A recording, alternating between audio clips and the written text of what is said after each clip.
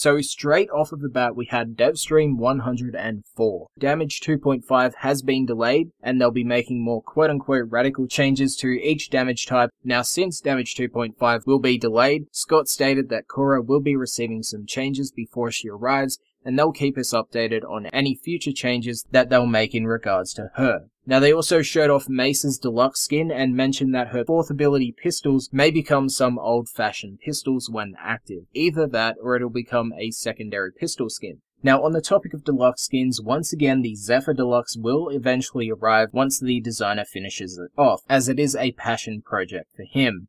Now, as for Equinox's 2nd alt helmet, for those people worried about that or wondering about that, that is still in the works and still being recreated, as the original design and template was corrupted, so you will still have to wait a while for that. Now, they also touched on Tenogen and stated that the first round will be coming next week for PC players. This is the first round within 3 different rounds, with the second coming in late January and the 3rd round in February. Now, Hydroid Prime's trailer is still being worked on for people also wondering about that. Now, they also showed off more animations for the upcoming 2-handed katana, and the Zephyr rework is underway, with the possibility of some of her abilities being swapped out for new ones, while others will just receive stat changing. Now, on the topic of Zephyr's rework and reworks in general, Scott also mentioned that they may be going over other frames while doing Zephyr's rework and seeing what they can do in terms of stats and abilities. Now, there was also one major point, and that was drivable vehicles coming to Warframe. So this means players will be able to hijack the Grineer Darjans or control the Grineer Darjans or other vehicles in the game, possibly in the future. But what they showed off in the dev stream was the Grineer Darjan on the plains, with Rebecca just showing off what they currently have in that build. Now, there will be a couple of augments also dropping soon, with one for Titania, Harrow, Nidus, and Equinox. We didn't learn any information regarding Titania, Harrow, and Equinox's augment, however there was stuff for Nidus. So Nidus's augment will be for his larvae ability and will cause them to explode upon reactivation, which will then deal AoE damage with guaranteed viral procs of some form to surrounding enemies. Now, as for the Sacrifice quest, they stated that most of the development team are working hard on it. We may see it sometime soon, probably during the first end quarter of this year. Now, for those that don't know or are curious about what the other section of the developers are working on, that would be the next open world tile set of Venus, which, from Steve's comment, will be massive compared to the plains of Eidolon. Also, on topic of the Sacrifice quest, the next update for console players will hopefully be sometime this month, and will contain that spoilery prologue. Now, the final note of Devstream 104 goes to the morality system, which currently has no systems connected to it, and it seems that will be the case for some time, as Steve is on edge on what he wants to do with the system, as seen from his comments. Devstream 105 on Friday, and here is the whole rundown. Now, it was an art and design based stream, therefore there isn't a lot of mechanic based information and more or less just deluxe skins and a lot of that stuff. So starting it off, we have upcoming deluxe skins. Now, we knew about the Octavia deluxe skin a while back, but this time they gave us a render of the model with an actual view of what she'll look like, as well as the content that'll be coming in her deluxe skin pack. And that is of course a new Syandana and a new assault rifle weapon skin. Moving on, there is Volvin's deluxe skin, the Nezha deluxe skin, as well as started to do the live modeling of that skin, and I think we can all agree that it looks fucking awesome. After that, they gave us information in regards to Tenogen Round 11 Batch 2, which will be coming this upcoming week after this video gets released, and the skins and items that are coming in that round are Octavia's Diva skin, Oberon's Wendigo skin, Harrow Grax, Excalibur Corpora, Trinity Nitess, Saren's Velenosa, Inaros's Kefri helmet, the Corona Syandana, the Tanaka Syandana, the Diva Polearm skin, and the Tenguken Heavy Blade skin. Now, they also announced that TennoCon 2018 will be on July 7th this year. They have a hype site already up and going, so if you want to check that out, a link will be in the description. The actual designer and creator of Korra showed us their work-in-progress shots from May 2015 up until May 2017. Now, I think we can all agree that it's pretty fucking awesome how the design process works with Warframe, especially with this person's individual experiences. They commented on it during the stream, and hearing his statement and comments regarding the process of Korra was actually really interesting, and I suggest you check it out if you do have the time. But of course, they did show off this concept art and the progress they made over the years, but they also showed us the in-game model and alternate helmet of Korra, so that's on your screen right now, as well as showing the weapons that'll be coming with Korra as well. Now, her weapons will consist of a sword, which the original artist created a polearm of and converted it into a sword. There's some really cool comments in regards to that as well. And the second weapon is a dart gun, which will cycle through the elements that Warframe has to offer. Before that, they showed us some Writable Darjin gameplay of the updated physics and what work they've done since they showed it off in Devstream 104. Going back to the deluxe skins and whatnot, they gave us a sneak peek and view at the upcoming anniversary item, which is Dexcalibur. Now, it will be coming in a skin form instead of an actual Warframe, obviously, and there's the concept art on your screen. Now, they also showed off 3 new variants of Corpus units, since last year was mainly focusing on the Grineer, so it looks like this year will be Corpus related. Now, the 3 variants of Corpus units are up on the screen. They'll be cycling, so if you missed them out, just go back a few seconds. But they're up on your screen, and you can let me know what you think about them in the comments down below. They gave us a little update in regards to the operators. Now, they have been working on new hair designs and actual good looking hair from the looks of it, so that's pretty cool, as well as making it so the operator cosmetics can blend together with different types of outfits. We had Steve coming onto the stream and basically updating us in regards to the lighting changes that are currently happening behind the scenes. So on the screen is what Steve brought up and showed us, and you can see a major overhaul in the lighting system. Now, this is because the lighting system that they were originally using has become redundant in Autodesk's eyes, so they've discontinued support on that lighting system. As Steve said, they're working and completely making their own lighting system. Now, they were trying to get a new enemy design up on the screen during the dev stream, but in the Devstream 105 overview, they actually put it in there. So what you're seeing on the screen now is an upcoming Grineer enemy for the Plains of Eidolon that will be a part of a new operation or tactical alert coming to the game soon.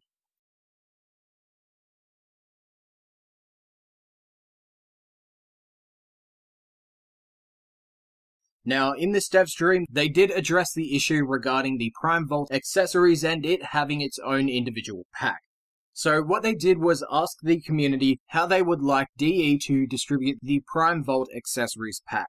Would you like it so each Prime accessory is its own individual pack for a small amount of money with some extra bonuses, maybe some boosters or some plat? Or would you like it so every cosmetic from the current Prime on Vaulting in a single pack for maybe the same price as the Prime Access accessories pack? Whatever you're thinking in regards to the Prime accessories, make sure to either tweet it at them, post it on the forums, or post it on Reddit, and hopefully they see what you think, and they do what they think is right in regards to the Prime Vault accessories pack. Now, moving on, they also showed off their progress for Dark Sectors. Now, what they showed off is basically Warframe's take on dungeons. Now, in the footage they showed off, you'll have about 20 minutes to clear as many dungeon rooms as possible, and the competitive side of things will just be how many dungeon rooms a clan has completed, and that'll be popped up on the leaderboard. Now, this, of course, is the current take on Dark Sectors. They may change it before the next dev stream, and we may see something completely different. But this is what we know so far regarding Dark Sectors. So it'll be a 20-minute time limit, and it'll be a rush for each clan to see how many dungeon rooms they complete. And they also showed us some new Operator Hair that looks way better than the current rendition of Operator Hair, so that'll be coming soon. They also showed off pet mowers with interactions between the operator and the pet mower itself. They also showed off the Nezha alternate helmet, which looks really fucking cool. Way better than her current ones, but not as much as the Tenogen skin. They also showed off a work-in-progress cut of the Hydroid Prime trailer, which is seen on the screen. Obviously, it doesn't have textures, since it is a work-in-progress. They also showed us the animations for the next Eidolon, which will be a flying unit. Now, this thing is massive. They showed off a scale a while back in a previous dev stream, and this thing is huge. If I find the video, it'll be up on the screen, but if I don't, I'll try to link it in the description if I ever find it. Moving on, they also showed off the Corpus Spider proxies, which was originally concept art and is now 3D models of these spider units. We have a blue version, green, orange, and yellow, as well as a preview of how they will interact with the environment and how they'll walk and move around on tile sets. Now, they stated that this will be for the next open world location, which we know is Venus. Besides that, they showed off some dojo decorations with faction sets. They showed off Grineer decorations for your dojo, so for players that like to decorate their dojos, this is for you.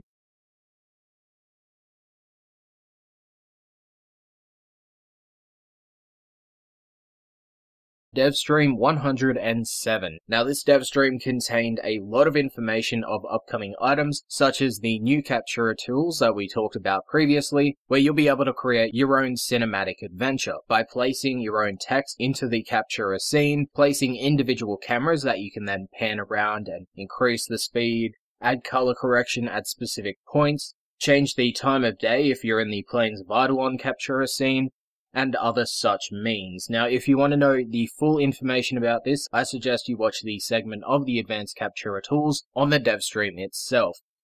Now, we also got a look at the Arcane system coming up, which we have also talked about previously, and this new Arcane system will restrict Arcanes to Mastery Rank 5 and above. Now this system, depending on the Arcanes itself, will be a lot easier to manage, as we'll have 2 slots in the modding section of either your Warframe, your Operator, or your melee weapons, where you can place your acquired Arcanes.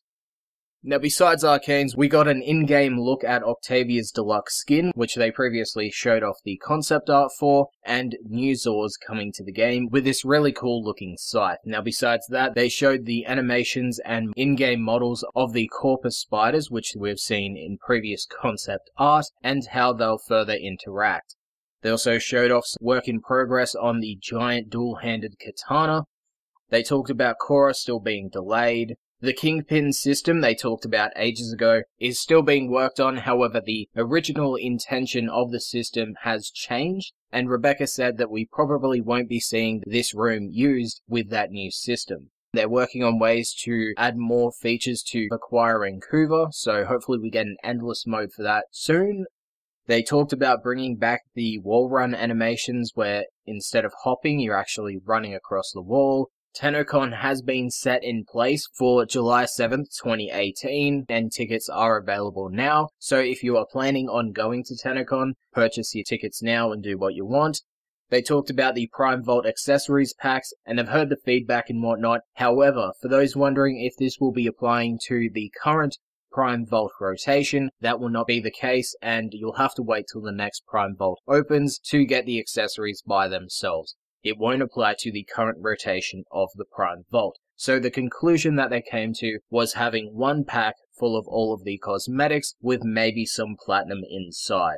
And the final note and announcement that they talked about in the Devstream was the Venus tile set. They showed us a little trailer of what they've done so far. They gave us a few concept art pieces and their idea on what happened to Venus and why the Corpus are there and why we will be there. So if you're keen for the next open world, I suggest you check out the Play Warframe channel and watch the full Devstream to find out all the information, exactly what they say, and learn about the history of why Venus is this ice-cold planet instead of being extremely hot.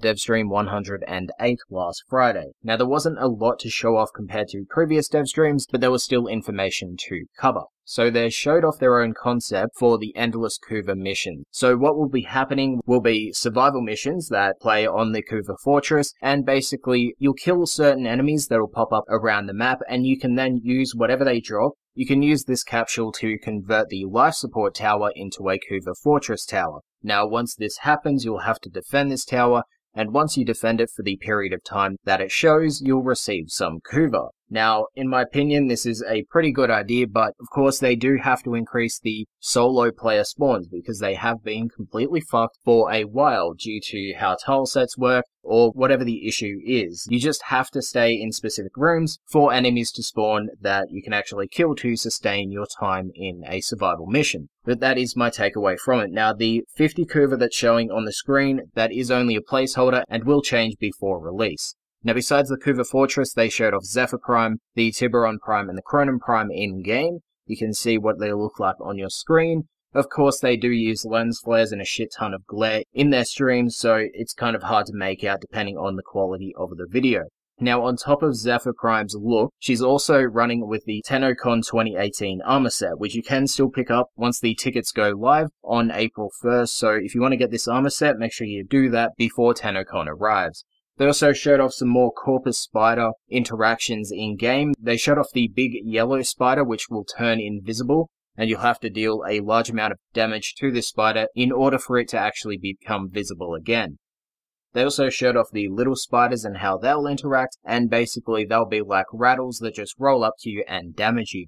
They also gave us an update on the Dark Sectors, which they showed off previously. They are no longer Dark Sectors, it's now called Void Onslaught. Now that is of course placeholder, they did state that in the stream, but it is now basically an endless tower mode. You kill enemies throughout this time, you will have to kill specific enemies in order to unlock the next section of the tower, and once you do that, you'll move on, and you just go through the tower for the 20 minutes that you have available to you. The further you get, the higher you get on the leaderboard, and it's pretty straightforward. We've talked about it previously.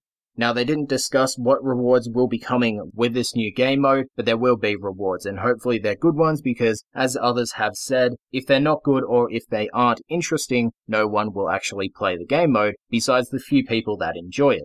And before I forget, they also showed off this concept art for how the towers look in their imagination, and it kind of reminds me of the Dishonored Outsider sequences that you had in that game.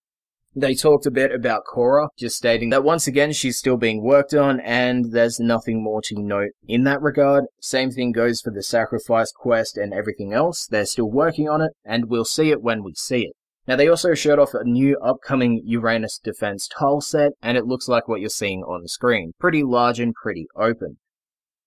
Now, they also talked about the new particle system that they'll be implementing in the game's future, which I have talked about previously in this series. Basically, any player with a NVIDIA or Radeon GPU, or of course on consoles, will be able to use this new particle effect system, where it's a lot more refined because NVIDIA is closing doors for support on PhysX. And there wasn't anything else for Devstream 108. We had Devstream 109. Now, starting it off inside the Devstream, we had a preview of Vauban Deluxe's concept art, which we already saw, but we now have a photo or an image at what his deluxe skin will look like. We then had a preview of TennoGen Round 12, which will contain the Chromathyris skin, the Chromagrax skin, the Loki Abora skin, the Mag Pharaoh, Mesa Marlet, Nyx Aurelia, Rhino Scarab, and the Volt Vulgursa skin. As for helmets, it will only be coming with the Gara Silka helmet, and the Syndanas that will be coming will be the Axura, the Despot, the Dub Volpi, the Mithra, Mashuzu, and Sovereign. There'll also be a weapon skin, and that will be the Lympharis polearm skin. After the TennoGen round, they showed off a vehicle that will be coming with the Venus landscape.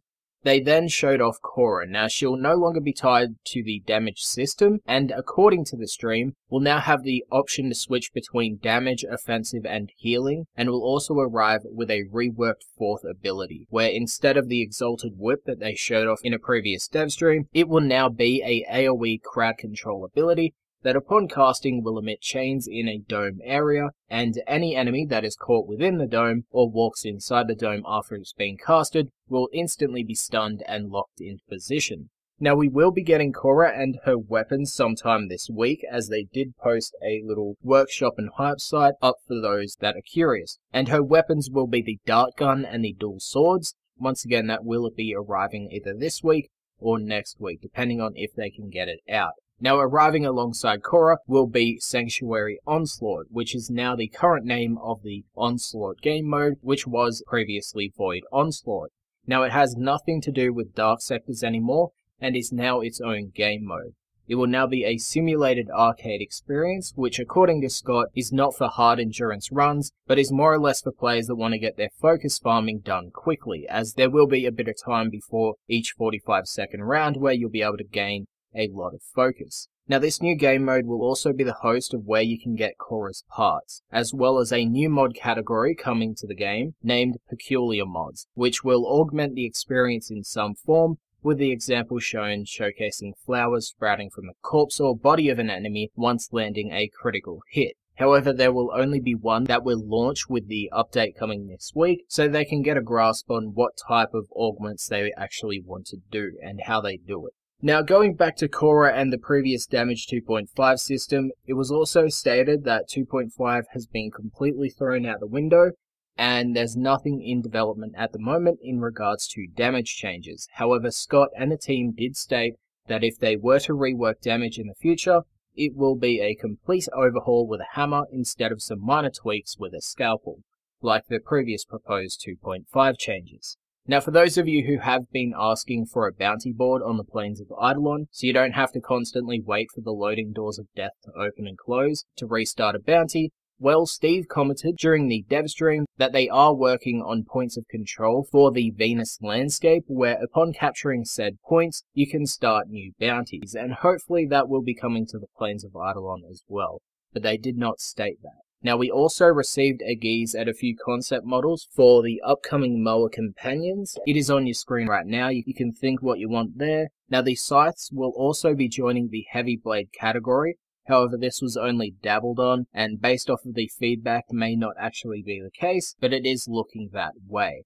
And finally, for those that care about Hydroid's Prime trailer at this point, Jeff mentioned that everything has been completed except for the ballast speech, so you may see that out sometime this year and be able to watch it.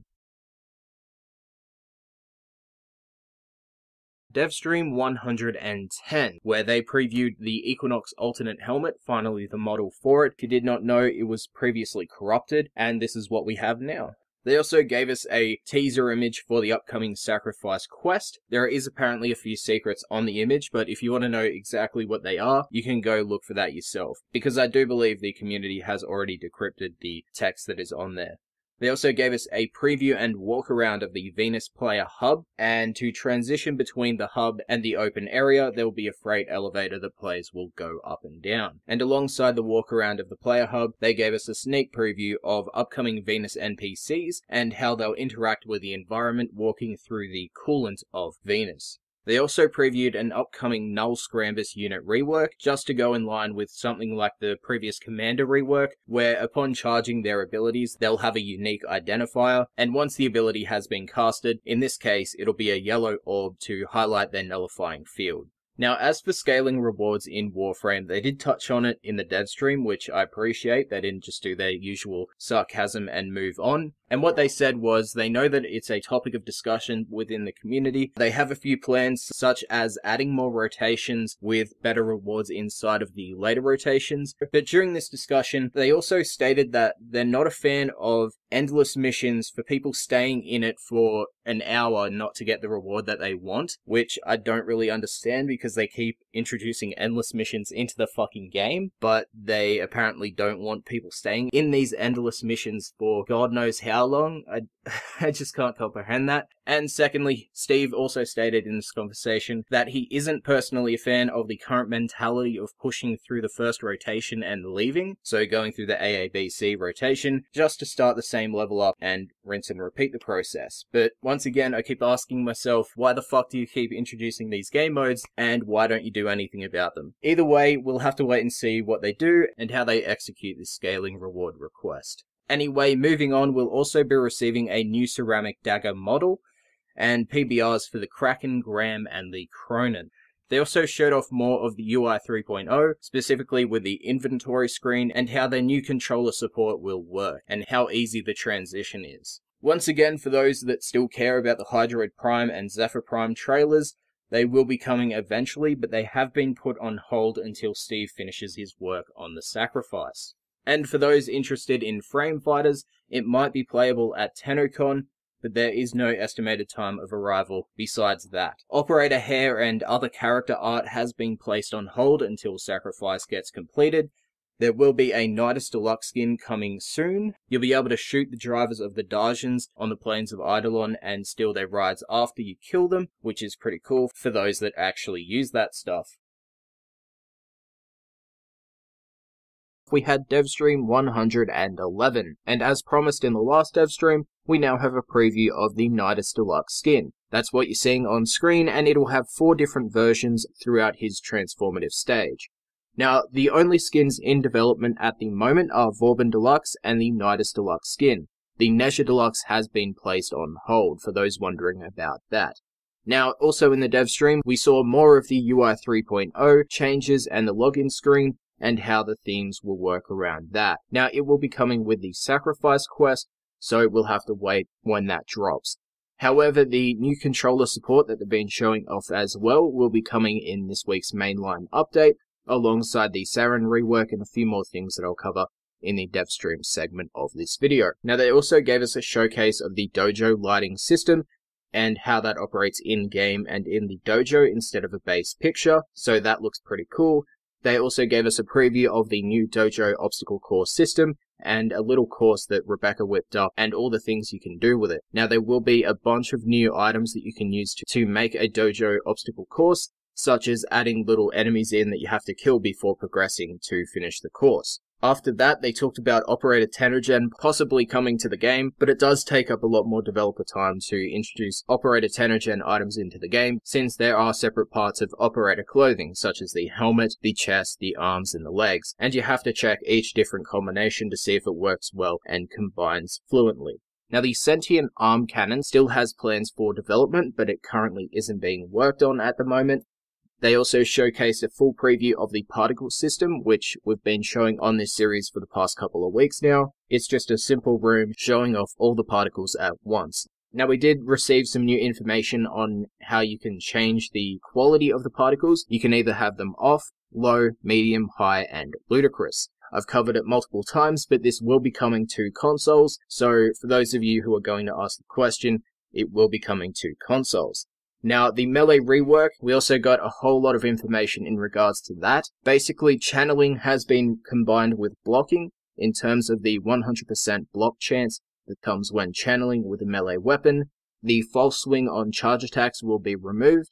The heavy attack apparently will be easier to execute and will possibly be tied to the combo meter as a stack type system. So build up the meter with your basic attacks and then you can use your heavy attacks. At least that's what I gathered from the stream. Now, the whole stance system will also be streamlined along all the melee weapons in the game, so there aren't so many combos that you have to memorize for each different weapon set. The melee range mods will also be reduced in their distance percentage, but the range on melee weapons themselves will be brought up to balance the change. Also, all melee attacks will no longer punch through walls. Now, they also showed off the in-game model for the giant katana, which we've seen a few times now, and that will be arriving with a new Warframe whenever they finish working on that. Now, Korra will also be receiving some more changes in the upcoming update, such as her ensnare permanently sleeping the enemies that it spreads to. The Whip Claw ability will now be affected by range mods with a cap of 2 times range, and Venari will also teleport to targeted units. Now, there will be some more changes coming to Korra, but those are the ones that they just listed in the dev stream. Now, we also had Devstream 112. Now, the main focus of that dev stream was to show off the new frame, and this frame is called Vlad. That's the dev build name for him, and he is an Eidolon Vampiric Revenant frame. Now, he will be coming with that giant two-handed katana, sword, fucking thing. Don't really give a shit what the fuck the actual name is. Now, his alternate helmet is the one with the particle effects coming off the top of it. Now, as for his abilities, his first ability, cast on an enemy to afflict them, making them follow you around while drawing aggro from those enemies, and they are invulnerable to attacks. Recasting on the afflicted enemy will transfer them into Final Affliction, which is a new mode, where they attack enemies around them and afflict them as well. Any fully afflicted enemies will explode upon death and will restore energy when killed. Now, his second ability, while enemies that will attack you are stunned for an X amount of seconds, where each cast gives the player an X amount of charges, and each stunned enemy will cost 1 of the charges. Now, stunned enemies can be afflicted by using his 1 at no energy cost. Now, his third ability will make it so Vlad turns into a mist that affects enemies and you can pass through them. Passing through enemies will also steal their health and shields. And as for his fourth ability, it will create a large AoE blast that puts all caught enemies to sleep for a certain amount of duration. Now, here's something I'm not really fond of, and I'm kind of annoyed at. They'll be separating exalted weapons from certain frames, and making it so you can mod onto those weapons to make them more powerful.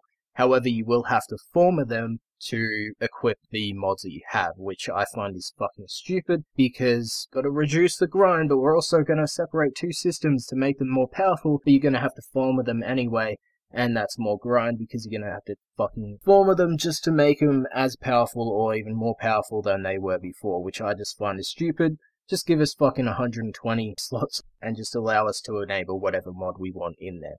I don't know, I just don't think we should be able to fucking former these again. It was a big fucking hassle with Korra, and, you know, it's just my opinion on the matter. Now, these weapons will come with polarities already on them to lessen that, but still, it's kind of bullshit. And duplicate mods can be used on these weapons themselves.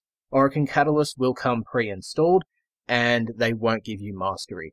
Now, also getting new weapons, an Infested Sword, a Grenier Club, and Tenno Twin Swords as well. Now, for those going to TennoCon, you will be able to play Frame Fighter there. Now, Vauban and Titania are on the list to be reworked, so there may be some major changes coming to those frames in the future, or just some small tweaks. Devstream 113 on Friday. So starting it off for console players, they announced that the leftovers of the console TennoGen Round 12 that you guys didn't get will be coming in the next update. And they also stated that the Prime Vault relics, so the upcoming Prime Vault that'll be releasing on the 24th this month, will be dropping in the void just to spice things up. Now, at the start of the stream, they also showed off the first version of the We All Live Together song, so if you want to hear the first rendition of it, go to the stream, and I will leave a link in the description. They also showed off Vauban Deluxe in gameplay form, and he looks so fucking clean. They also showed off Nidus Deluxe in his base form while he is out on the plains, and Rebecca did state it may be coming this week, so look forward to that. They also talked a bit about the Relay Reconstruction event. Sheldon did state that it would be a mini-event, so it wouldn't be this massive operation. They also touched on Fortuna progression, and they also acknowledged how the Plains of Eidolon is extremely grindy and time-consuming, and they did also say that they were looking at reducing some of the grind in the Plains of Eidolon, as they're doing it for the Fortuna and Valis update. They also said that Cetus and Fortuna would have kind of like a crossover in terms of progression, so that's also nice. They also said that Fortuna would release sometime between late summer and early fall. That's their current time window. Railjack, of course, will still be separate to the release of Fortuna and Valis. The new war has no estimated date of arrival, so don't expect that anytime soon. Fortuna will have the Quills, the Quill Syndicate, which of course is the lovely vendor with the amp. The Spider Orbs will have different mechanics to that of the Eidolons, of course. However, they will be active all the time. They won't have a time window like the Eidolons, and will instead just be roaming around Valis. They touched on Companions 2.0 just for a little bit, and said that they will release the changes over time instead of doing it in one giant bulk. The K-Drives will be customizable, and you'll be able to make your own out of different parts at the K-Drive vendor, who of course will be in Fortuna. They also said that the K-Drive will work on water, so you will be able to hover over it. They said that the tricks you do on the K-Drive will provide you some standing, and there will also be a lot more tricks on launch of the Valis and Fortuna update. For those who are wondering if Archwing will be usable on Valis, it will be, and they're also making the K-Drive available on the Plains of Eidolon as well. They will also be removing the charges from the Skywing Archwing unit, and you'll be able to just spawn it out of the blue. Same thing goes for the K-Drive, it will not require charges. While we're talking about movable objects, they were attacked by this General Grievous motorbike-type Corpus vehicle, so we'll be seeing some of those around Venus as well, which is pretty cool. They also said that Valis will have a bounty wanted system, where the more units you kill out on the landscape, the more the Corpus will recognize your presence and try to attack and find you. So basically the cop system from GTA or any racing game ever. They showed off a bit of Vlad and how his abilities have changed since we last saw him. So his first ability will now convert enemies to your minions instantly, it won't have a time tied to it. His second ability will provide armor to him, and any enemy that damages that armor will then be stunned upon impact. Killing your converted minions will also drop Eidolon traps, which upon an enemy walking inside of them will convert that enemy. His fourth ability is now like a Battlist ability where he'll spin and shoot out lasers from his hand, and his third ability is still that wave version of Wukong's Cloud Walker. For those wondering if Venus will have a day and night cycle, I touched on that earlier. It won't, it'll just be adjustments to the lighting of the landscape, and you'll still be able to hunt down the spider bosses no matter what. They also touched on Melee 3.0 as well. They said that they will be showing it off in the next Devstream. This one was more or less going after the hype from the TennoCon 2018 reveal. They showed off a bit of concept art for the animals you'll be hunting using the Echo Lures. So for those interested in that, I chucked a little slideshow up during that whole little segment. Now on to Railjack. As I said before, it will be releasing separate to Fortuna and Valis. As shown in the demo, you'll be able to prioritize shields over weapons, engines over shields, and vice versa. Now Railjack, while focused on co-op play, will be accessible to solo players, and those players who want to be playing solo will be able to unlock modules for the Railjack ship, where the weapons will have its own AI and start shooting enemies. Railjack will also be tied to clans, as players will have to research and build a dock for the ship, as well as the upgrades and systems for those ships. Railjack will also be an additional system on top of your orbiter, so you'll be able to choose which one you want to spawn in, going off of what Steve stated on Twitter. Also, each faction will be receiving updates, additions, and changes to their ship designs and tile sets so that they are compatible with Railjack when it does go live, and so there's multiple variants of the Corpus, Grineer, and Infested ships. Devstream 114 on Friday, and as promised we have information on Melee 3.0. Now before I begin going over Melee 3.0, it is about 50% completed, so what we're seeing is only in that phase of development, according to the devs in the stream. Each melee weapon will be going through a balanced pass, so that's a given. The channeling button, as we've already known, will now be a heavy attack, which will be charged by your combo counter. However, your energy won't be consumed upon using it. Also, stances will be simplified. That's what we're seeing on screen now with the Tempo Real stance, and that's going to be across the board. So each melee stance will be going off of the same system, where your melee attacks will be determined based on your stance. So standing still will have its own attacks, moving forward will have its own attacks, and then starting from a block will also have their own attacks, of course with the heavy attacks tied in whenever you use them. And for those wondering about how the mods will change with Melee 3.0, they touched on it in the Devstream, but more important information and the full explanation will be going live in a dev workshop in the future. Back to the information that they shared in Devstream 114, you'll be able to use chain attacks in the air, so something like Kratos in the God of War series, so hover attacks, and also heavy attacks in combination with a ground slam can be charged, and then the player can choose where they want to land by simply aiming your cursor at the area, so you will have a brief moment to change your direction. Also, Melee 3.0 will fix a number of things, mostly attacks that should hit but don't, and according to the official Devstream overview page by D.E. Taylor, the rolling range will be reduced to help your melee attacks. Also, we'll see the expansion of the dual-wielding system between single-handed melee weapons and single-handed secondaries, and of course that'll be expanded upon what we have now with glaives and secondary weapons. So as long as they're a single-handed melee and a single-handed secondary, you'll be able to use them in the future. And the final announcement for Melee 3.0 was the replacement for the channeling system, and that was similar to the trilogy of the God of War games, so the Rage of the Gods, Rage of the Titans, if you ever played them. Basically, it's an enhanced version, or an enhanced state, of Melee that the player can activate after building up your channeling state. So that's the only information we have besides that what we see on the screen, which is the activation and deactivation of that ability. Now we're going to go over some of the changes that will be coming to Warframes. So they announced that changes will be coming to Vauban. However, the only one that they showed off was the implementation of a charge-up feature for the Tesla ability. So charging it up and using it at full ball will have an increase to your damage and proc chance. Don't know why the fuck they went with that, but that's whatever. And they also talked about trying to fix the repelling Bastille bugs, and they need some community feedback on how to reproduce some of the bugs that occur with that augment. Next up was Nyx. They talked about some changes with her. So Psychic Bolts may be removed and replaced with Chaos, and as for the third ability, it may be turned into some form of a debuff for the enemies. As for a fourth ability, it will stay the same, just with new math. As for Titania, it will no longer take collision damage when using Razor Wing, And finally, there was Revenant information where the third ability, the Leech Wave, will be faster and can be cancelled by the player at any time. But any enemy that you pass through, you'll regen health and shields, with extra health and shields being gained by phasing through converted enemies. As for the fourth ability, it now has its own animation, so if you're curious about what that looks like, it's on your screen. And killing converted enemies with the fourth ability's lasers will now drop cores from those converted enemies that will grant overshields to the player. Besides this, they showed off a couple new dojo decorations and a category that will be coming in the future, and that is natural. So if you're a dojo fashion framer, you'll be getting grass, rocks that are from different planets. So from the Moon, Mars, and Venus, and even more maybe. And you'll also get new trees and foliage.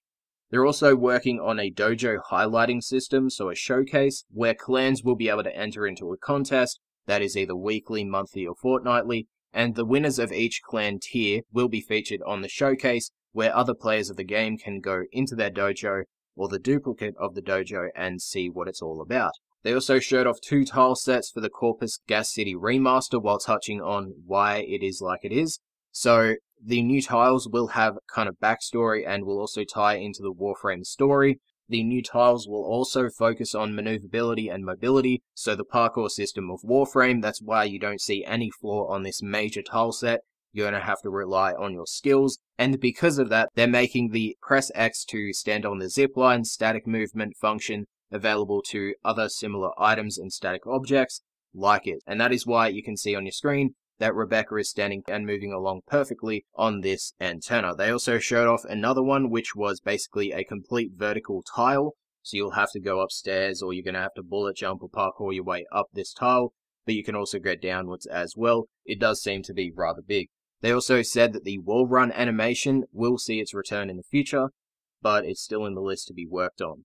And 2 more topics to go over. They showed off a preview of one of the creatures coming in Venus and Valis that the player will have to trank. That being a cub or a raised version of a Kubrow that looks ugly as shit. And finally, health, energy, shields, and ammo pieces will be receiving a visual overhaul in the future, so that they clearly show which pad you dropped. Starting this week's episode off, we had Devstream 115. Now, some of the information that was provided in Devstream 115, we already knew due to prior Devstreams, Twitter posts, and forum posts. So if you want to backtrack to last week's episode as well as the week before, there's some information in there that goes over it, such as Revenant's updated kit. So first off, the Warframe soundtrack will be launching on Spotify as well as other music services soon. Don't know a date, but it is scheduled for release. Another Prime Vault will be releasing sometime in the future, with Mag and an unknown frame being part of it, and there will be the continuation of the accessories packs. We also saw a full 3-minute preview of the Nezha Deluxe skin in-game. Remember, it will be coming with accessories as well, and it is ready to ship, it just needs polish, and it will be coming out later in the year. They also touched on Garuda and when she will hopefully be releasing, and that is with Fortuna. They also touched on K-Drives and expanded some more information about them. That being that there's more tricks as they promised. You'll also be able to grind when you're using your K-Drive, so doing that and the tricks will also gain you standing towards the vendor involved, and that will be a K-Drive vendor that are apparently a K-Drive gang. Upon gaining standing with them, you'll be able to buy new mods and customization pieces for your K-Drive. Now, in which the customization and appearance will be modular, according to Steve on the Devstream. However, the mod application, whether you want speed, agility, etc., going for the K-Drives, that will be static. So it is a pretty good step up from the amps, if you ask me. Also, there will be a K-Drive racetrack on Valis. Moving on, the login reward system was talked about. We got a preview of a new work-in-progress UI piece for it. It's what you're seeing on screen. Now, upon reaching a milestone with the new system, you'll be able to choose what weapon, mod, or pack you would want from the milestone selection screen. Rebecca also tweeted out just saying that you won't be able to get all the best items within reaching 50, 100, and 150 days. You will obviously have to keep logging in. They also talked about the possibility of selecting the same milestone reward over and over in order to trade it to other players. I'm not a fan of this. It seems fucking stupid and completely negates the whole point of the login reward system. But hey, that's just me. Now moving on, they also showed more gameplay for Revenant, most of which we've seen with his new kit, but the Mask of the Revenant, which will be his quest, will possibly be coming out next week on PC, and this quest will have some interaction with Nakup, the operator cosmetic vendor. He will also arrive with his shotgun, the Phantasma, as well as an armor set that we've seen in previous concept and gameplay releases, and then his dual-handed katana that won't be launching with Revenant due to the state of Melee 3.0 and that they're working on it, so it will be delayed once again, and players will have to wait till Melee 3.0 gets out. Moving on, the Elite Alerts were a topic of discussion and showcase. So these are basically nightmare alerts, however, instead of it having random modifiers applied to your gameplay, you'll have 1 life and you'll be going up against high-level enemies, with the example being shown that it's going up against level 80 to 100 enemies. And upon successfully completing it, you'll get a cosmetic reward as well as endo and some credit. Now, it isn't final, those aren't the final amount of rewards that you'll get, but that's just what we have as the moment, and basically the cosmetic rewards are a new emblem for your shoulder pad. Now, it will act similar to that of the Stratus emblem for tactical alerts, where the more elite alerts that you complete, it will go brighter and expand. And then finally, you'll have the same emblem just as an orbiter decoration. Moving on, Melee 3.0, the dev workshop that we talked about in the previous episode of the one before that, is still being worked on, and it hasn't been released yet, but it will be coming soon. The Melee 3.0 system will have new elemental particles and residual effects for frosting and flames and the other different elements. They gave us a little preview of the restore model for your energy restore, health restores, etc. It's what you're seeing on screens. We had the concept art in the past Devstream. Now we have a small little model preview of it, so that's cool. They also slightly touched on more about the Relay Reconstruction mini-event, and most of which we've covered in the previous episode going over Sheldon's tweets, but the only new information is that we'll have to bring different segments of a relay online using parts that we've built, and we'll also have access to new rooms on the relay, as well as it being a completely different relay to that of what we know at the moment. Operator loadouts have been a topic of discussion in the Devstream as well, and they are talking about it internally. However, according to Rebecca, the current state of things is that it will only be cosmetic at the moment. They also showed us a small little preview of the customization for the railjack. It was just giving us a little work in progress shot, just saying that you will be able to customize it. They also gave us another walk around of the railjack ship, and there was a little room that was in a work in progress state called the engine systems. I'm interested to see how that all turns out. There was also a little touch on the Hydroid Prime trailer. It has been nearly a fucking year since Hydroid Prime has released, and yeah, it's still in the same state that it was about 6 months ago, where they need the voice acting line. So unless they get fucking chopping on that, you won't be seeing that soon. The Warframe release list, they also talk about that of the upcoming Warframes. We have Garuda, which of course coming with the Orc Valis and Fortuna. We have a Wisp frame they touched on, a Warframe created by one of the programmers for creating Warframes, and another Warframe created by Scott. We have Devstream 116. Now, we had this on Friday, and it was more focused on the Orb Valis, which is the upcoming Venus landscape, than anything else, but we did get some extra stuff outside of that. Those being new operator hair being shown off, these look different to that of what we've seen before in both concept art as well as model, so if you're looking forward to them, hopefully we get them soon. We then saw an Equinox Deluxe concept art piece. It's in a very early stage of the process, but it's still concept art and news nonetheless. Next was the announcement of a PS4 Fortuna theme for the PlayStation 4, of course, and apparently it's still not in the final stage. There will be different PlayStation icons on there as well, so look forward to that if you're on PlayStation. The next thing was the showcase of your clothing loadout slots for your operator, so you'll get to choose between 3 different versions of what you want to have. They did announce that a while back, but we now actually have a showcase of them switching the slots. Now, it was shown off in Prime time, as well as on the Devstream, and some leaks as well, but Chroma Prime, the Rubico Prime, and the Gram Prime will be the next Prime access. You can see what it looks like on the screen, and I just want to remind everyone, to my knowledge, from the statements they've made, there won't be a Chroma rework coming with Chroma Prime. We had DE Megan answering in an Xbox stream saying that there was no plans at that point in time for a Chroma rework. We may see some minor changes, but don't expect anything major when Chroma Prime does go live. Okay, so now we're into the Orb Valis as well as Fortuna. So first off, they showed us the K-Drive gang that they've talked a bit about, and they'll have their own little separate section of the Fortuna hub, and you can interact with the main kid, and they will be their own faction, kind of like the Quills with the Plains of Eidolon and Cetus. So here you'll be able to get different modules as well as customizations for your K-Drive, one of which was putting deck art on the bottom of your K-Drive. And then the next thing was K-Drive races. They're more like time trials, but they will be a thing on the Orb Valis. And apparently there'll be 20 at launch. And doing these will get you standing towards the K-Drive vendor on top of just doing tricks and whatnot around the Orb Valis. Next thing before we go back to Valis was 2 sound team videos that they showcased on the Devstream, just going over how the sound team made sounds for the K-Drives as well as unique music for the K-Drive vendor. Anyway, back to Valis. So they showed off Gear Wheel 2.0 in the Devstream. We've seen it beforehand, so that's kind of a minor thing here on this series.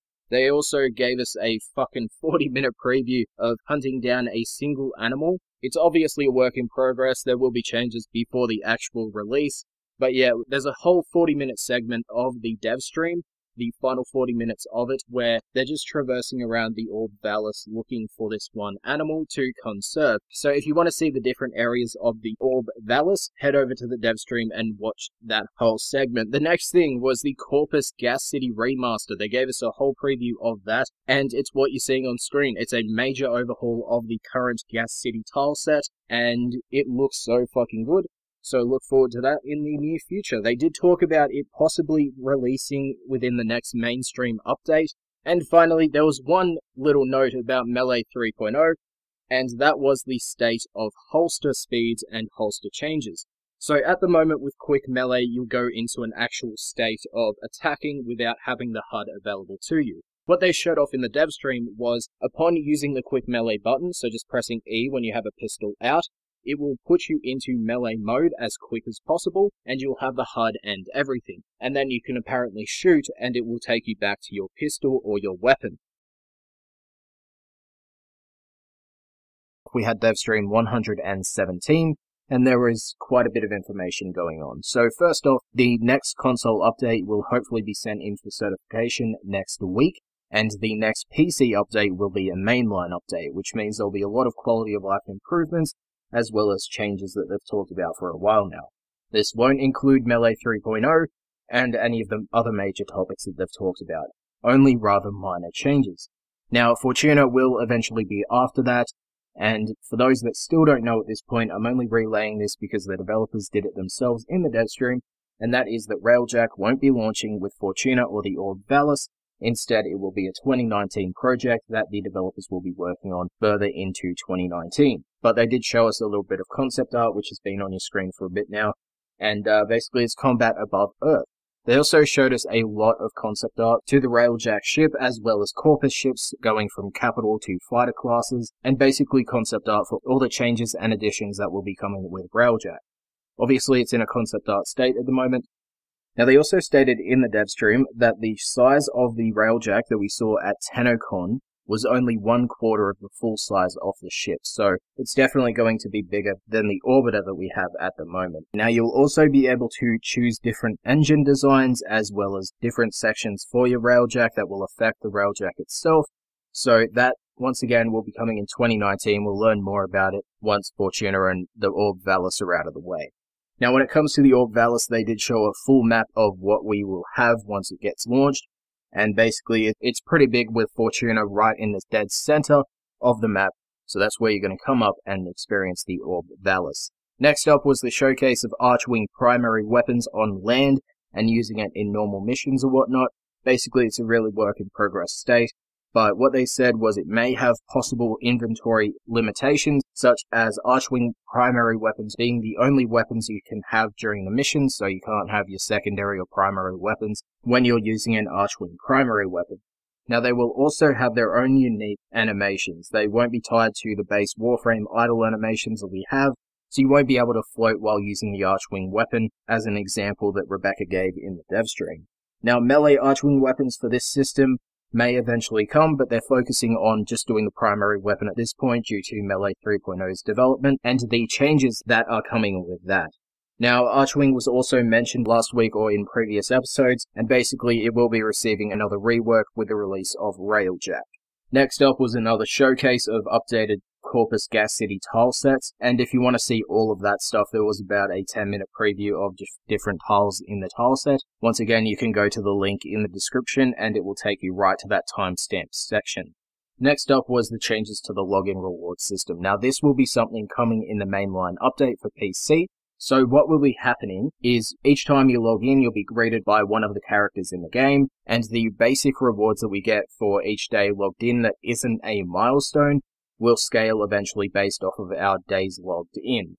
Now, the cosmetics such as the Syandana and the armor set will stay at their 800 and 1000 day login slots.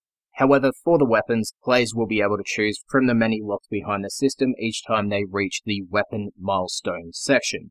So you will have a choice to get what you want, but you will have to log in constantly to eventually get all the weapons locked behind the system. Now, every 50 days that you've logged in after 1000 days, you'll also receive various loot rewards from the login reward system, from large cube accounts to Riven mods. Now, they also talked about some sound changes that will be coming within the next mainline update, but we'll talk about that when it comes to fruition. Next up was a little showcase of the Corpus Glaive, which will also be coming with the next mainline update for PC. Now, they did show off kit guns. That was like kind of the main focus of this Devstream, but they kind of only showed it off for a little bit. There's nothing really much to add here besides they showed it off. They showed off how to build it, which is basically getting a chamber, a grip, and a loader, putting them together with their different variants and building the kit gun. And then you have to go out and guild it and then rank it up back again to get the full stats that the weapon can possibly have. So if you were looking for more information about kit guns, there wasn't. Next up was a little showcase of the decker for the K drives, and apparently these will be earned through doing tricks and race time trials out on the Orb Valis. Now, when it comes to the race time trials, some of them will go through the tunnel systems of the Orb Valis, so if you're wondering about that, yes, it will be a possibility. Now, they only showed more K-Drive gameplay. It wasn't much new information besides the ability to damage enemies by ramming into them or by dismounting the K-Drive, shooting an enemy, and then instantly getting back onto the K-Drive without any issue. Now, it did look clunky, but they did state they did need to get some animations and assets put into it. Now, coming in the next mainline update as well will be the quote-unquote infinite gear wheel and infinite archwing charges. They also made it so Skywing will be placed straight onto the player without having to wait for it to drop and then stand into the deployment section itself, so you'll just go straight into the archwing. Now, getting to the end of Devstream 117 now, they showed us a lot more of the Valis landscape, so if you want to see all of that, once again, go to the timestamps in the description, go to the links, and it will take you right to where they begin. Now, they also showed off more of the animal preservation tasks that we're going to have to do when it comes to the Orb Valis, giving us a bit of an insight on some of the creatures that are coming up, and it definitely took less than 40 minutes to find a creature this time, so if you want to see some of that preservation gameplay, I'll leave a link to that as well. Devstream 118. First off, they showed concept art for the Atlas Deluxe skin. It looks pretty damn sweet, just like the previous Nidus and Nezha Deluxe, made by the same person. Now, they did confirm that there won't be any new operator abilities coming with Fortuna, however there will be operator amps coming with Fortuna, and later down in the line, we'll have new operator hair in December. At least that's the timeline of what they've presented. Now, before I go further, Fortuna, they have said they do want to get it out in the first week of November, but we all know DE, and that's probably not going to happen, and it'll be later in the month, but their timeline is for early November. They did show us a new little UI option. We will be able to customize and choose our focus classes from the Arsenal menu. They also talked about and gave us a little bit of information about upcoming reworks, those being Nyx and Titania. So what they've talked about with Nyx's abilities is the following. First off, she'll have a new passive where it will debuff the enemy's accuracy.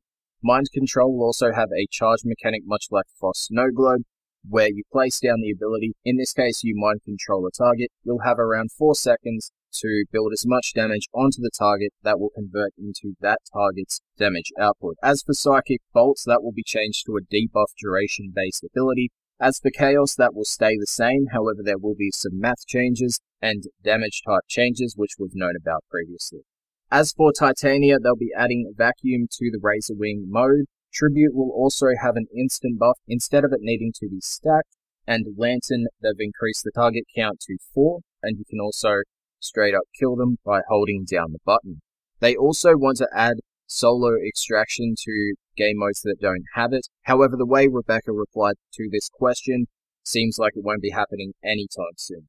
Anyway, moving on, they also showed us some stats regarding companion usage. Helios Prime being the most used companion, and then the Ruska Kubrow being the least used. Right after that, they gave us the announcement that a fetch mod will be coming to Beast Companions, and this is their version of the Vacuum mod, so we finally have the ability to have Vacuum on our Beast Companion. However, it's still not Universal Vacuum, but I guess this is the best we're going to get.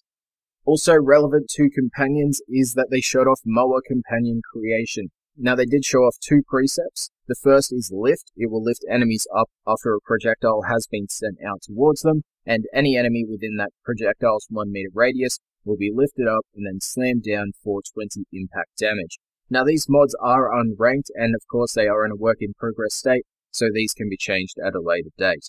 There is also Tether that sends out a grenade, and it tethers enemies within 10 meters, and after 3 seconds all of those affected units will be pulled towards the grenade and knocked down. It does sound similar to the Void class grenade from Destiny. That seems like a cool companion precept. There will also be the ability to change the animation sets of your Moa, giving it different somewhat personalities with its animation sets and sounds. However, the default animation for the Moa moving can't be changed. And of course they will have weapons, they just didn't show them in the Devstream. Now as we have known, Fortuna will bring the bounty system outside of the default location, that being Fortuna, and instead we'll have bounty vendors in the Orb Valis. They gave us a little showcase of that, as well as a bit of information that bounties will be changing, giving us a bit more variation in what we have to do, so it will give us a bit of variety, and that should be good. During that bounty that they ran though, we did see a bit of the notoriety system, how upon killing more Corpus units, it will boost our notoriety up, and more Corpus units will attack us. So that was a nice little segment. If you want to see anything in the true Devstream state, I'll leave a link to everything in the description down below as usual. Now for those wondering about the cave system, and if they're just going to be some empty slot like they are in the Plains of Eidolon, they did mention this and they did talk a bit about it, saying that the caves will have unique bodies of water inside of them that will contain unique fish. So there is a purpose behind them. Now we did mention this in the previous episode, that mining changes will be coming to the game, and they gave us a full HD preview of that in this Devstream. So if you did not watch that video, there won't be a tracing system anymore. Instead, you have to hold down the mining tool and release it at specific points to get rarer or increased rewards. They were also asked and answered what happened to the proto-weapon skins that they mentioned earlier in the year, and it seems none of them know what happened to them and why they weren't released, so we'll have to wait and see if they do eventually come into the game. But we have no information, and it seems they don't have any information about them at this point in time. Now for those asking about running and sprint animations, and if there will be changes coming to those at any point, they don't have the time at the moment, but eventually they'll get to it and there'll be changes to that. On to Garuda. So her passive increases her damage output the lower your health goes. Her first ability, upon casting it on an enemy, it will tear them apart and summon an orb as well as a shield. The second ability, upon casting on an enemy, you impale them and you create an AoE that drains life from them and it heals you. As for the third ability, casting it will lower your health, mutilating the player, and it will also give you energy based on the amount of health that was drained from you. As for the fourth ability, the player goes into an AoE form and sends blades out towards enemies. It seems much like Irelia, if I'm correct on that character's choice from League of Legends, but that will be what her ability set is, that being Garuda. She'll also come with a crossbow, which they showed off, but it was unmodded and did seem to be in a very work in progress state. So she'll come with a crossbow, and that will be one or the only item coming with Garuda, which will also be coming with Fortuna. And finally, for those wondering about the Corpus Gas City tileset remaster that will be coming after Fortuna, we've mentioned it here before, but for those that don't know, after Fortuna, just like Melee 3.0. Starting this week's episode off, we had Devstream 119.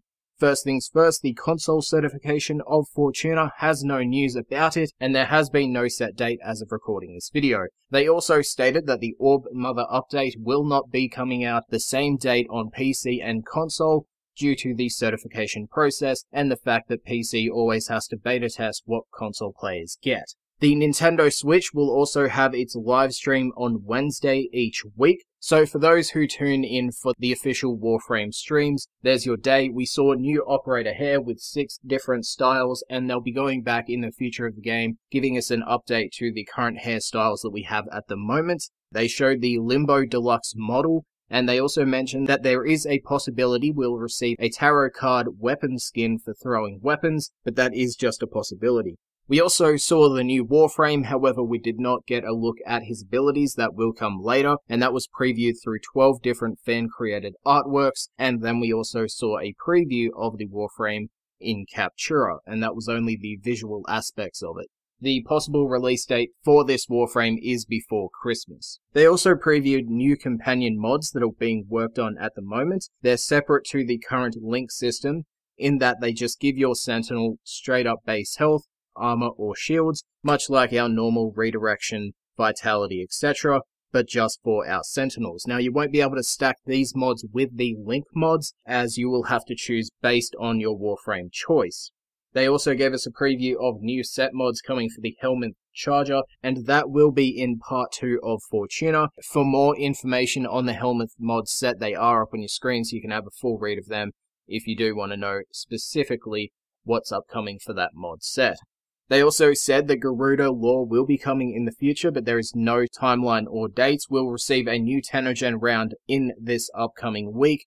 Primary versions of the Fortuna kit guns will be coming soon, but once again, there was no release date for that. We will see another update for Fortuna this year in Fortuna Part 2, and that will allow us to take down the Orb Mothers. Now, the Orb Mothers themselves, as quoted by someone on the stream, was challenge and collaboration, and will also be new player welcome, unlike the Plains of Eidolon, and that the Orb Mothers will provide new game mechanics for those who are wondering if there will be anything significantly different. Now, harder enemies will return to the Orb Valis in a future hotfix or update. Melee 3.0, for those wondering about that, that will not be this year, that will be a 2019 project, and there'll be 3 new conservation animals coming in Fortuna Part 2 as well. There's the Stover, Sorgor, and something I cannot pronounce, but they will all show up on your screen just then. The Nyx rework and Titania changes will also be coming in Fortuna Part 2. The Fortuna collectibles are in development at the moment, however it is only a possibility that they will release in Part 2 of Fortuna. We will be seeing a Nidus alternate helmet coming in the future of the game as well. They showed that off. They stated on stream that spiders are more likely to receive a pet variant over birds, as bird pets did receive a never response from the team. Fortuna Dojo decorations will also be coming in the future, however the K-Drive Dojo skate park is taking priority over that. They also stated that in a future release, Vent Kid Operator Cosmetics will be coming. Now, K-Drive races, we've seen that in the update and we can currently play them at the moment. They currently provide the player with no standing, and that whole system will be fixed, updated, and implemented in a future hotfix or with Fortuna Part 2. Rebecca also mentioned that a hammer skin will be coming for hammers that looks like the Fortuna work tools. And to finish the Devstream section up, Scott did mention that he thinks K-Drive is in a 1.0 version state, and it does need more K-Drive customizations, as well as more improvements and additions to the system. Starting this week's episode off, we had Devstream 120. One of the first things they addressed was the in-game chat moderation issues, and for those not familiar with the current issues and abuse of the moderators, I suggest you watch Psycho Cinematic's video Corpus Cops on the matter, as well as his recent recap of the current events. But what they did state in the Devstream is that they have reached out to a third-party chat moderation company for assistance and consultation services regarding the current moderation issues, and that may or may not include the abuse of power. We also had the announcement of 2 new UI themes, those being Stalker and Corpus. Pablo also provided extra coloured screenshots through Twitter, so all of those have been panning across the screen at the moment. They also announced that a mashed animated short will be coming in this upcoming week, so for those that like the first video by Mashed about Warframe, there's another one coming. We also had Steve and Sheldon sharing their story on fixing input lag on controllers by showcasing slow-mo controller input captures and telling a story about dick pics. We also had the announcement that more floofs will be coming in Fortuna Part 2, with a bit of information on some upcoming conservation species, one of which being that one of these creatures can only be found within caves, and that another species will have toxic poop, which will give the player a toxic proc if they go near it. Now for Baruch gameplay, we saw his in-game model and signature sign Dana. You can see it throughout all this gameplay, as well as his ability set. For the first ability, it is a channeled ability, and it will provide a cone of damage reduction, that being when you're looking at incoming damage and it's within the coned areas, you will receive a damage reduction, and that will build up at the placeholder name of the edge meter. And what the edge meter is, it's a simple meter that upon being charged, you'll be able to use Baruch's 4th ability, Savagery, which is a new Fist Exalted weapon, which will have its own mod screen, and each combo will have different ragdolls as well as a different purpose. The edge meter will also act as a damage reduction based on how much of the meter has been filled, and the meter will be drained by using his 4th ability. You can also charge up Baruch's edge meter by using melee weapons, as Scott stated on Twitter. As for the second ability, Sedative, it's a radial sleep that isn't an instant sleep like Equinox's abilities. However, new enemies that walk within the ability zone after it has been casted can have a chance of being affected and put to sleep as well. This will also build up your edge meter and increase your teammates' damage towards the affected enemies when they use their finisher attacks. As for the third ability, Subdue, it is a disarm ability that will disarm nearby targets as well as deal minor damage to them. It will also provide a damage reduction to Baruch, and each of these charges can also jump to nearby teammates. Anyway, that is Baruch's ability set. We saw a number of deluxe skins. We saw an update to the Equinox deluxe skin, which we saw previously. It's a revised version of it, so it's not as plain as what we saw previously. We also have the announcement that Wukong will be receiving a deluxe skin, and they did state that they hopefully will get a revision of his abilities out when this skin does go live. We also saw an in-orbiter preview of Limbo Deluxe as well. Now, Fortuna Part 2. We saw a trailer for Fortuna Part 2 in the form of the Profit Taker Orb Mother Heist, which will require a minimum standing with the Vox Solaris Syndicate. Now, with Fortuna Part 2, we will be receiving Archwing weapons on land, which will be for players and enemies, as well as more Archwing mods coming into the game. And for those wondering about the Archwing weapons on land, you will be using Archwing mods. Now, Mesa Prime, the Akshagara Prime, and Redeemer Prime were announced on stream, and they will be coming on December 18th for PC, Xbox One, and PlayStation 4, with Nintendo Switch launching at a later date. We also saw new Moa brackets coming to the game as well, those being Tyann, Gorth, and Josin. We saw a preview of new Operator cosmetics in the form of a Vent Kid armor set. The Corpus Gas City tile set will be releasing in 2019 with apparently a new Warframe tied to it. And finally, Titania's base energy will be increased alongside the other changes made in the developer workshop. Devstream 121. The first of which was the announcement that the Nintendo Switch version of Warframe will receive exclusive skins similar to that of the Jade and Obsidian skins that the PlayStation and Xbox One versions of the game have. The first showcase skin is up on your screen, and that is for Excalibur. It will have a Prisma streak down the middle of its head. Next was a small little mention of Melee 3.0, and the team basically stating they may release it in sections, similar to UI 3.0's current rollout plan. Steve also mentioned that in 2019 they will be doing a Heroic Action Pass, and apparently this will include improvements and changes to the hacking within the game and co-op doors. Jeff also stated that Curvy Operator Hair will be coming soon, however there is no ETA on it, they just have to do a bit more work on the hair pieces, Lore for Baruch and Garuda may possibly release in the form of a comic within the game, as apparently Warframe Quest slowing down the release of the Warframes. Personally, I'm really on edge about this. I prefer the quest over some comic, but that's just me. The conservation system animals will be coming to the plains of Eidolon in the future. No information on what animals we'll be able to capture, but we just have the nice little note that it will be coming to the plains of Eidolon. Jeff also mentioned that the Flying Eidolon still needs to be released, and Steve slightly mentioned that the Corpus Gap City remaster may somehow include new Eidolons for the game. Heavy weapons were also mentioned, and in a question about the possibility of arc gun ribbons, Steve did state sure, but Rebecca and Steve also followed up afterwards, saying that they only just talked about it and it could be scrapped. They also mentioned their 2019 game plan, Railjack of course, and the new war, but they also said that DirectX 9 and the 32-bit versions of Warframes will be dropped. The final message to note was that trials and events will be coming back to the game eventually. We did know that trials were returning, of course, but they did state that the level design team are gradually working on them when they aren't working on the new war and the other projects that they are working on.